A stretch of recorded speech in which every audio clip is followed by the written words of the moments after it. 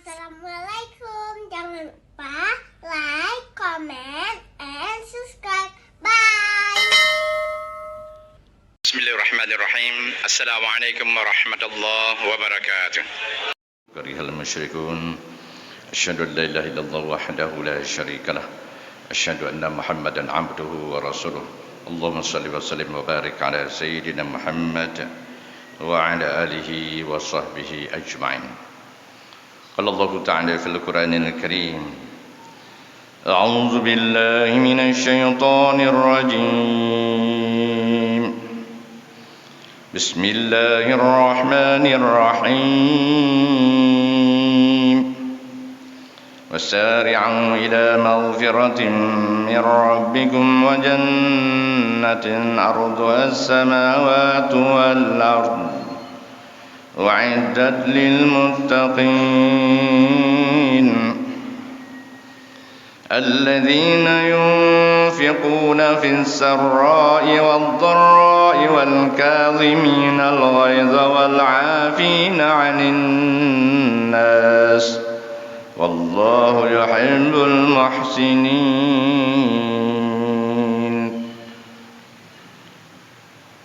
Wa qala Rasulullah sallallahu alaihi wasallam, man farra bidinihi min ardin ila al-ardin istawjaba lahul jannah walau kana shibran wa kana rasyaqa bi Ibrahim wa Muhammadin sallallahu alaihi wasallam. Sadaqallahul azim wa sadaqa rasulul karim. Yang kami muliakan Bapak Imam, para alim ulama, guru-guru kami, para tokoh masyarakat, Bapak Pesyik, doha pakat, doha adat, hadirin dan hadirat sidang jamaah subuh yang dirahmati Allah Subhanahu wa taala. Kita bersyukur kepada Allah dengan syukur yang setinggi-tingginya, karena Allah Subhanahu wa taala telah memberikan kita kesempatan untuk ketemu dengan Ramadan 1444 Hijriah. Ada di antara saudara kita tahun lalu bersama kita, tarawih bersama, buka puasa bersama, subuh bersama. Tapi hari ini kita lihat kiri dan kanan sudah tidak ada. Kita cari tahu kemana mereka. Rupanya mereka itu telah kembali kepada Allah Subhanahu wa taala, mendahului kita, dan tidak akan pernah balik lagi ke muka bumi ini. Dan kita pun yang hadir pada subuh yang mulia ini tanpa kecuali semuanya pasti akan mengikuti jejak mereka itu, akan kembali juga kepada Allah Subhanahu wa taala. Karena kita adalah makhluk Allah hidup. Setiap makhluk yang bernyawa pasti merasakan kematian. Kullu nafsin za'iqatul maut. Setiap yang bernyawa pasti akan merasakan kematian. Dan hadir mulia, sebenarnya manusia ada awal tapi tidak ada akhir. Yang sering orang-orang mengatakan inna lillahi wa inna ilaihi raji'un, itu bukanlah kematian sebenarnya, tapi proses perpindahan dari alam dunia ini ke alam akhirat, dan kubur awalnya akhirat. Maka dipisahkan antara roh dengan jasad. Jasad diciptakan oleh Allah dari tanah, kembali kepada tanah. Minha khalaqnakum.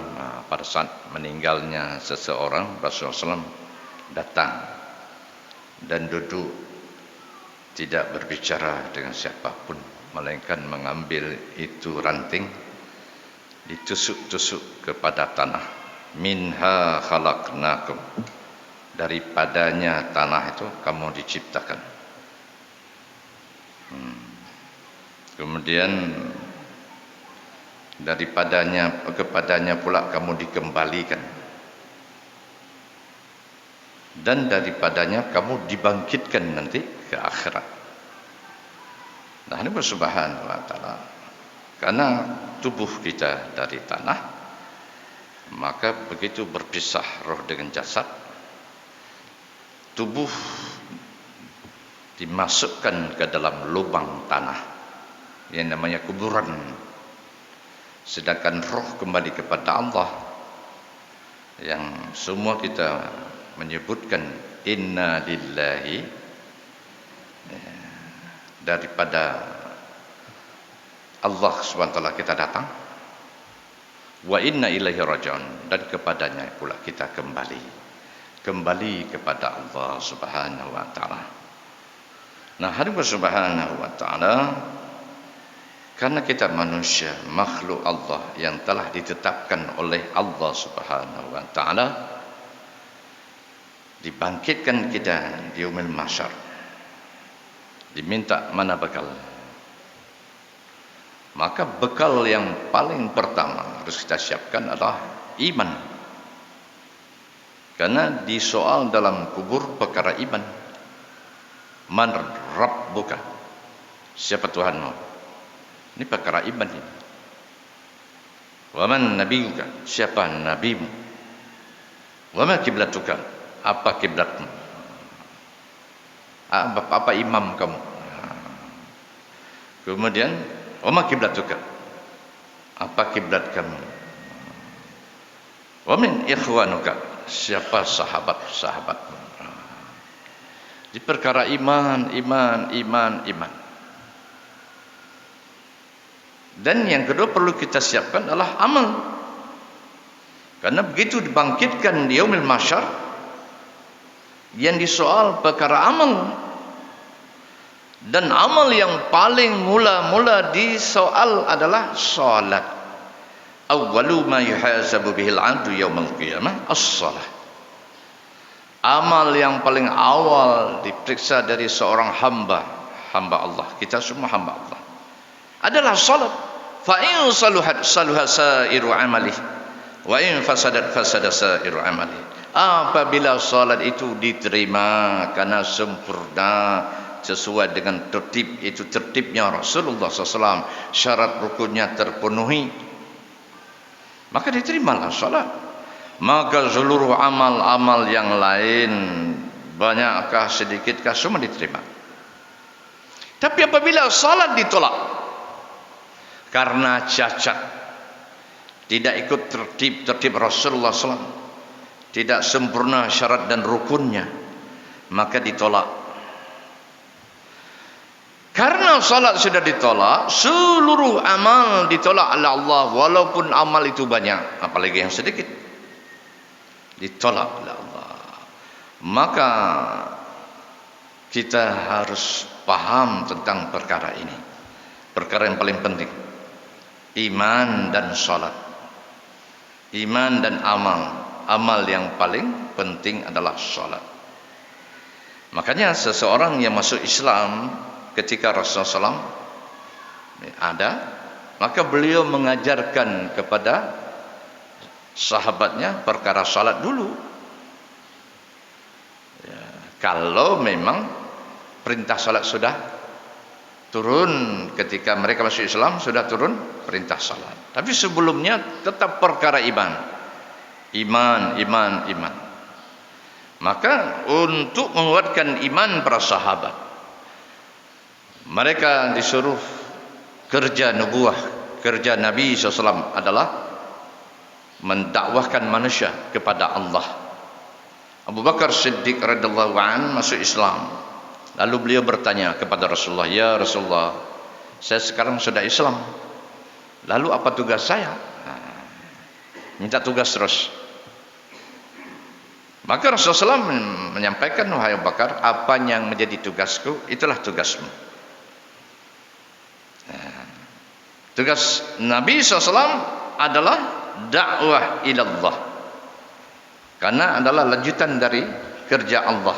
Wallahu yad'u ila darissalam. Allah mengajak hamba-hambanya masuk surga Darussalam, kampung selamat, kampung kebahagiaan. Maka seluruh Nabi dan Rasul ditugaskan ini.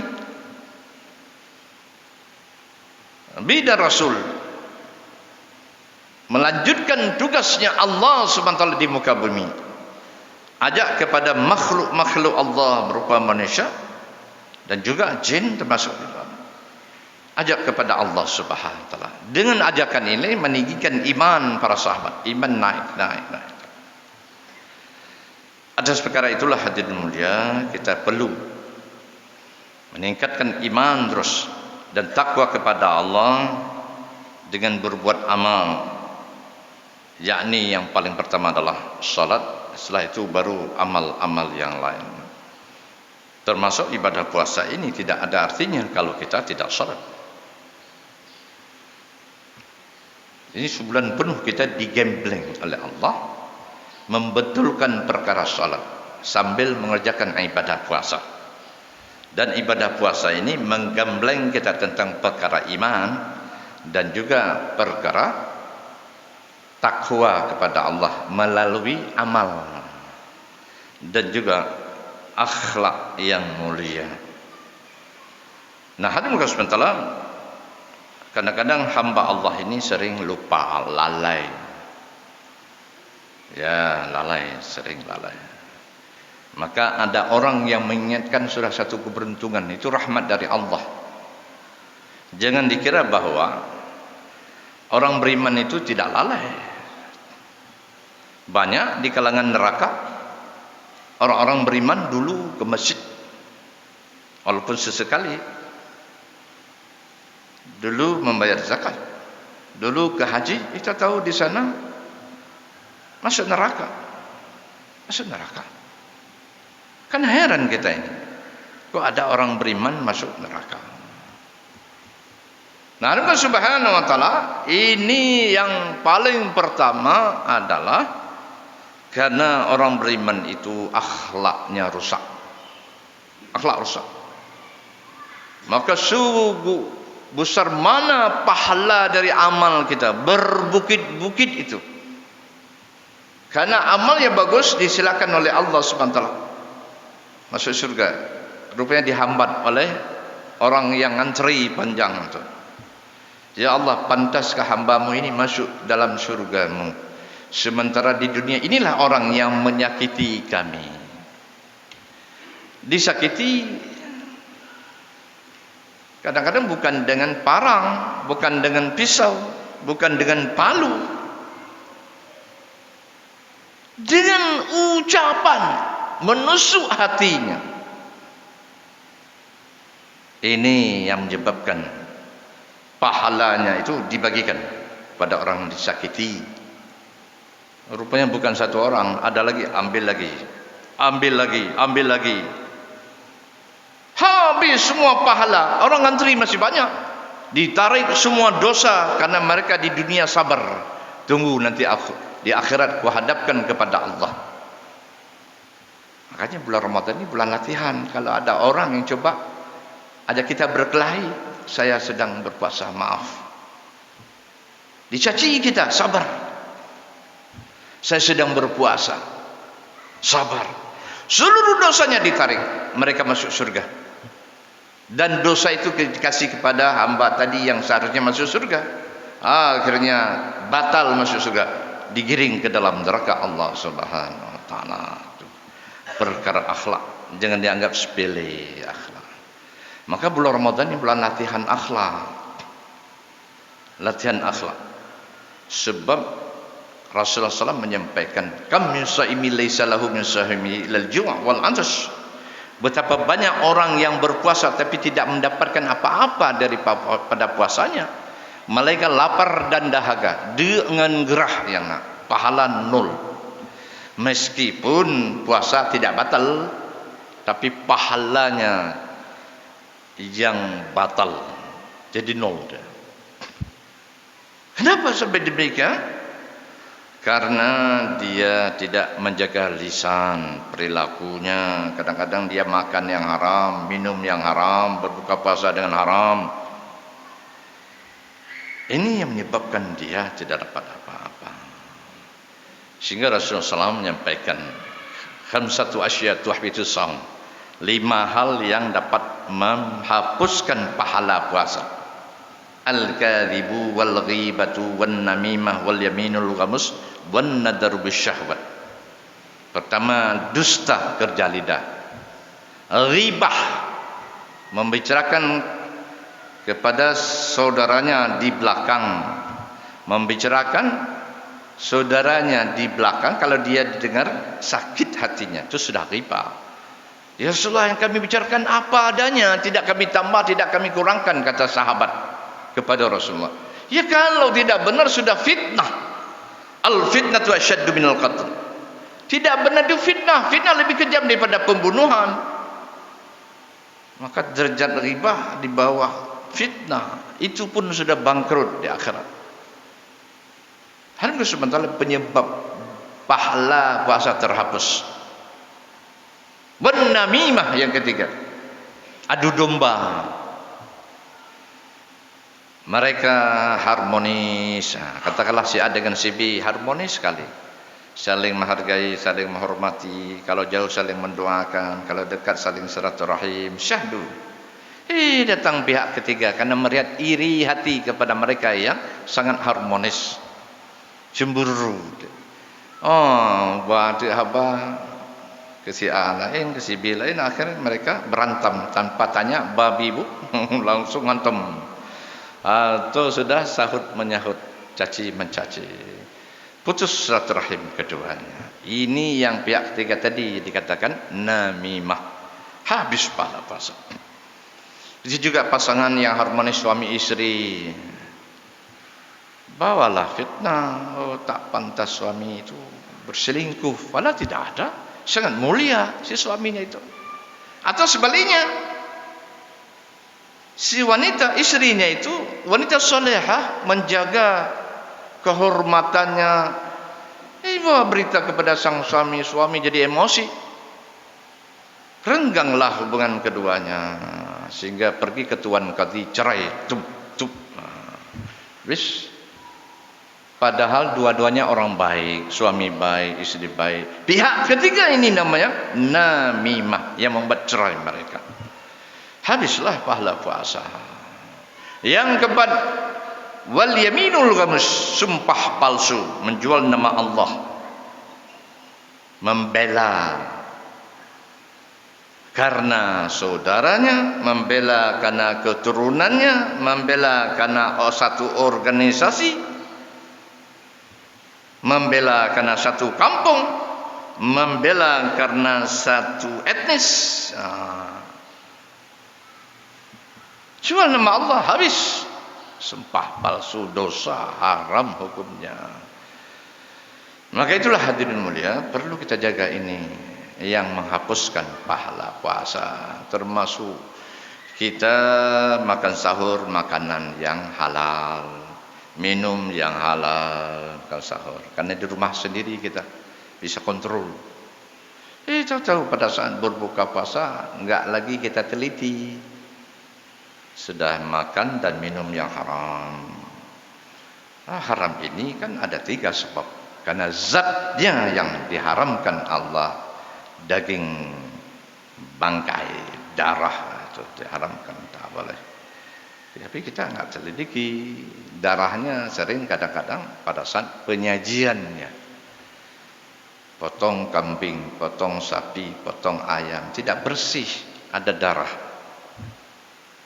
Terus kita masak, terus kita goreng, makan darah.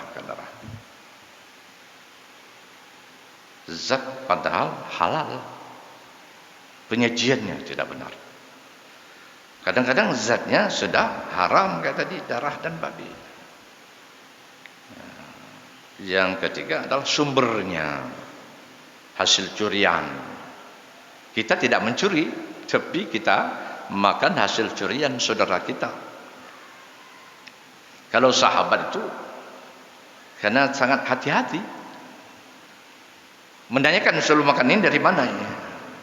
Ada yang terlanjur makan, dimuntahkan kembali. Ini enggak enak, ini biasa enak. Kenapa ini? Ini sumber dari mana makan ini? Ditanya oleh Abu Bakar pada para sahabat. Oh, ini ada dulu sebelum masuk Islam, dia menjadi tukang kemalan masa Aceh. Tukang ramal lah bahasa Indonesia. Tukang ramal. Itu utang, enggak sanggup membayar upah. Setelah masuk Islam, datang orang itu membayarlah upahnya. Maka dari upah itulah dijamu tetamu sahabat-sahabat. Antas Abu Bakar Siddiq melihat ini adalah tidak halal. Dia ambil telunjuk, masukkan ke rongkongan sehingga muntah. Sampai begitu para sahabat sangat takut kepada Allah Subhanahu wa taala. Zat yang dimakan itu betul-betul harus halal. Bukan hasil curian, bukan hasil cara yang tidak halal. Cari rezeki harus mesti halal. Ya, begitu. Dan Allah Subhanahu wa taala ada seorang sahabat berdoa di samping Rasulullah SAW dalam masjid. Ya Allah, ya Allah, ya Allah. Tinggi-tinggi dia angkat tangan. Rasulullah tahu ini orang pakaiannya haram, makannya haram, minumnya haram. Doa kepada Allah tak dikabulkan Allah kalau seperti itu. Mesti kita jaga aturan yang telah ditetapkan Allah dan sunnah Rasulullah, barulah makbul doanya. Kalau itu sudah terpenuhi, Allah akan terima itu doa. Ujibu da'watad da'i idza da'ani falyastajibu li wal yu'minu bi la'allahum yarshudun. Aku akan penuhi doa orang-orang yang meminta kepadaku, berdoa kepada aku. Tapi penuhi dulu janji-janjinya kepadaku. Jaga salat, jaga amal dengan baik, puasa, zakat, haji, jangan mencaci orang, jangan menyakiti saudaranya, makan yang halal, minum yang halal, amal harus ada. Itulah namanya falyastajibu li wal yu'minu bi, beriman kepada Allah, la'allahum yarshudun. Ya, mudah-mudahan mendapatkan petunjuk. Itulah juga Subhanahu wa taala penting kita jaga. Di bulan Ramadan ini adalah bulan latihan, bulan pendidikan, sebulan penuh digembleng iman kita ini. Betul-betul Allah yang membimbing kita. Sebab puasa ini kalau dia tak beriman kepada Allah, gampang saja. Masuk kamar, kunci pintu, di dalam ada makan, ada minum. Selesai makan minum, cuci mulut, gosok gigi, lap balik, keluar. Pura-pura kita puasa, ludah 3 kali, udah orang yakin kita sedang berpuasa. Itu gampang kan? Tapi kalau orang beriman tidak mau, karena dia yakin Allah melihatnya. Penting iman di sini. Allah melihatku, tak berani. Masuk ke kamar, Allah juga bisa melihat. Ke WC dilihat. Di malam hari Allah melihat. Dalam kegelapan dilihat. Masuk ke dalam air, sedalam apapun Allah melihat. Tak bisa. Itulah iman Allah Subhanahu wa taala. Yakin kepada Allah Subhanahu wa taala. Itulah. Makanya kalau ada kekhilafan karena manusia, Allah bukakan pintu taubat. Allah sediakan. Lebih-lebih di bulan Ramadan ini dibukakan pintu keampunan dari sisi Allah. Maka Allah suruh kepada kita tu, wasari'u ila maghfiratin min rabbikum wa jannatin arduha as-samawati wal ard u'iddat lil muttaqin. Bersegeralah kepada keampunan dari Tuhanmu, kepada jannah seluas langit dan bumi yang sediakan untuk orang-orang muttaqin, orang takwa.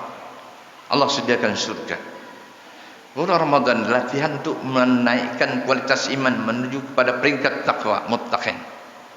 Targetnya ke sana, la'allakum tattaqun. Mudah-mudahan kamu menjadi orang-orang bertakwa. Tapi syaratnya puasanya harus ikut tertib Rasulullah SAW. Jangan dilanggar rambu-rambu itu. Ikut tertib. Ya, mudah-mudahan Allah memberikan derajat takwa. Nampak siapa orang takwa itu? Nah, ditanyakan oleh Allah SWT. Alladzina yunfiquna fis sarra'i wad dharra'i wal kadhimina al ghaidh wal 'afina 'anil nas wallahu yuhibbul muhsinin. Orang takwa itu orang yang menginfakkan hartanya di jalan Allah dalam segala keadaan, dalam kesulitan, dalam kemudahan, dalam kesulitan, dalam banyak, dalam sedikit, dalam lapang, dalam sempit. Banyak rezeki, banyak infak, sedikit rezeki pun ada bahagian untuk infak. Karakter takwa itu, sifat orang muttaqin, pakaiannya orang muttaqin. Karena orang muttaqin ini ada pada golongan orang kaya, ada pada golongan orang miskin. Bukan berarti orang miskin tidak punya ketakwaan, ada. Justru kadang-kadang lebih besar nilai orang-orang miskin yang bertakwa ketimbang orang-orang yang mudah dalam kemudahan takwa. Ini dalam kesulitan dia takwa. Luar biasa. Nah, karena itulah hadis mulia, pertama murah hatinya, dermawan sifatnya. Wal kadhiminal ghaidh, menahan amarah. Karena kita manusia normal, kalau disakiti pasti marah, dicaci marah, direndahkan kita marah, dihina apalagi, difitnah sangat sakit. Ghibah aja sudah sakit, apalagi fitnah. Tapi tak sabar. Kalau dikasih kesempatan untuk membalas, mampu membalas bukan. Tapi Allah kena uji kita. Kalau sabar itu takwa. Enggak mau takwa, balas. Ada kesempatan balas. Diizinkan oleh Allah. Kalau sekali dikatakan kepadamu, balas sekali, tidak boleh lebih. Dipukul kamu sekali, boleh balas sekali. Tapi takwa tidak dapat. Kan ada hukum qisas. Kenapa jadi halal darahnya? Karena dia telah membunuh orang. Maka dia hak untuk dibunuh.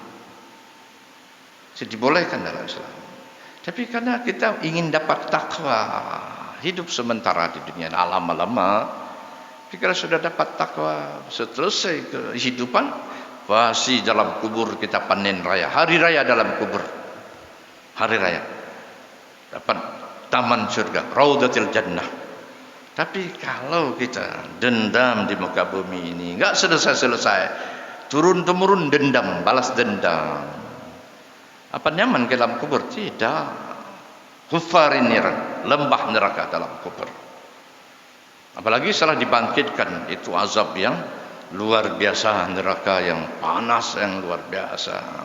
Belum sempat masuk neraka, sudah 12 matahari di atas kepala sejengkal. Ada yang tenggelam dengan nanahnya, dengan peluhnya. Ada yang kepala ke bawah, ada jalannya ke belakang. Ya Allah, macam-macam azab nanti dipertontonkan oleh Allah Subhanahu wa taala kalau kita tidak sabar di dunia.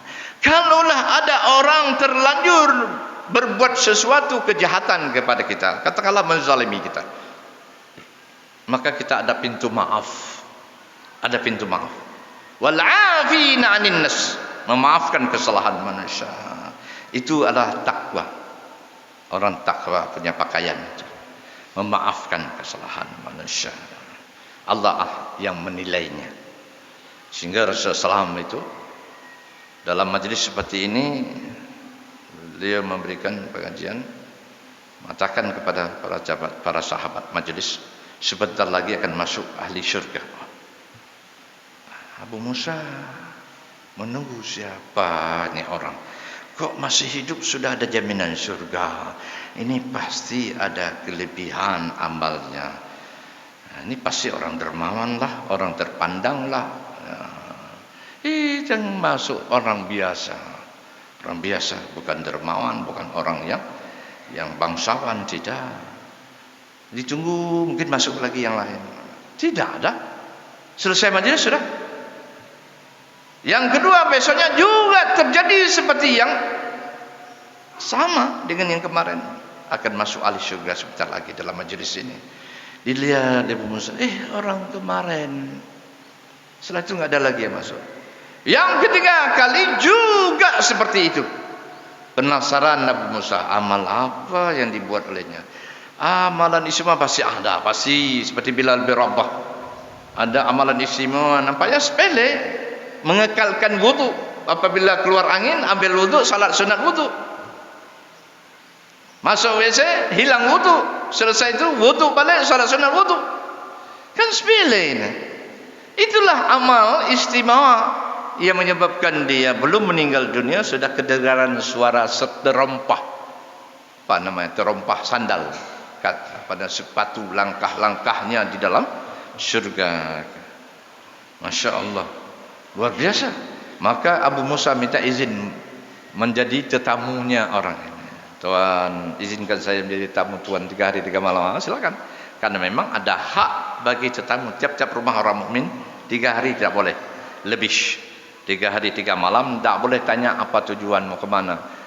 Kita kasih makan, apa yang kita makan. Tunjukkan tempat istirahat, WC. Mau ke masjid, kasih tunjuk jalan kemana. Begitu. Diintiplah malam hari. Tahajud duluan Abu Musa. Tuan rumah telat bahkan. Memang ada tahajud. Kalau Abu Musa jam 3 di sini, tuan rumah jam 4, setengah 5 masih ada tahajud. Baca Al-Quran lah sama Abu Musa, berzikirlah sama Abu Musa, ke masjid sama-sama berjamaah. Akhir setelah 3 hari minta izin, Tuan terima kasih sudah 3 hari 3 malam saya di sini, segala pelayanannya, ya semoga Allah SWT membalas atas segala kebaikan. Mohon maaf kalau ada salah saya. Ya akhirnya diizinkan. Tapi kemudian ditanya, Abu Musa, boleh saya tanya, sebenarnya apa tujuan datang ke sini 3 hari 3 malam? Karena sudah hari ketiga, boleh ditanya. Saya ini mendengar sendiri dengan telinga ini. Ucapan Rasulullah akan masuk sebentar lagi ke dalam majelis ini. Rasulullah sedang memberikan pengajian. Akan masuk ke dalam majelis ini ahli syurga. 3 kali berturut-turut. Tak ada orang lain setelah kamu masuk. Cuman kamu yang ada hari itu. Aku menyangka kamu pasti ada amalan istimewa sehingga menyebabkan kamu belum meninggal sudah dijamin masuk surga. Lalu adakah yang engkau lihat aku? Justru tidak dapat. Tahajud duluan saya, baca Quran lama saya, zikir lama saya, ke masjid sama-sama kita berjamaah. Nah itulah saya, tidak ada. Balik Abu Musa, sampai di pintu dipanggil lagi. Abu Musa, mungkin ada amalan saya orang lain tak tahu. Apa itu? Kan saya senang bergaul, bermasyarakat. Namanya kita manusia, makhluk sosial. Tak enak lah kalau kita nggak punya kawan, kalau terlalu eksklusif, menyendiri. Karena Rasulullah mengatakan orang paling bagus adalah orang paling banyak ke kawannya. Satu musuh sudah sangat banyak, tapi 1000 kawan masih sedikit. Kan saya senang bergaul. Tapi dalam pergaulan saya jadi bahan cemoohan. Ada si A memanggil saya, si Fulan bin Fulan namanya, memanggil saya dengan gelar yang jelek sehingga semua orang ketawa. Saya sakit hati, sakit. Lalu ada juga orang membuat lelucon tapi dengan saya, diganggu saya ini sehingga semua orang ketawain saya. Malu saya lah, malu. Dan lain-lain diuraikan semua. Lalu sebelum saya tidur, saya salat 2 rakaat. Salat taubah, kadang-kadang salat hajat.